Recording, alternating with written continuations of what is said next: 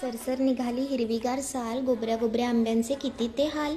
झरझर आठवणी बालपणी खेळल्या, उन्हाळ्याच्या सुट्टीला आमराईत पळाल्या.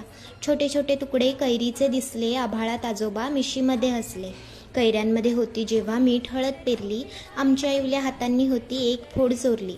पोटात दुखेल खाऊ नको म्हणत आईचा धपाटा बसलाच होता, तेवढ्यात तो सुरकुतलेला हात आमच्या बचावाला पुढे होता. आमच्या घरचं लोणचं म्हणजे आजोबांची कला असायची, त्यांच्या हातची चव वर्षभर ताटात दिसायची. त्यांच्याच गोष्टी आठवून मी सुद्धा लोणचं भरायला घेतलंय. जिभेचा ताबा सुटलाय वासाने आणि तोंडाला पाणी सुटलंय. पाणी सुटलेल्या मिठातल्या फोडी मी गाळून घेतल्या जेव्हा, उरलेलं पाणी बाजूला काढून घेतलं, तांब्या पितळीची आठवण आली तेव्हा. कपच्या गॅलरीत गेल्या नाहीत धूळ आणि कबुतरांच्या भीतीने, घरातच वाळवल्या मग उन्हाशिवाय आणि फॅनच्या साथीने. आबांसारखं मी काही मसाले घरी नाही बनवले, रेडीमेड मसालेच मग कपच्यांमध्ये कालवले.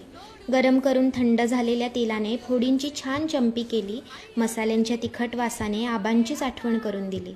आभाळातून बघत असतील ते जेव्हा माझे लोणचं भरणारे हात, कापलेल्या कैऱ्या चोरणाऱ्या मला आठवून म्हणत असतील, अरे माझी मोठी झाली नात. भाऊक आणि चटपटीत अशा दोन्ही चवी एकमेकींमध्ये मिसळत होत्या.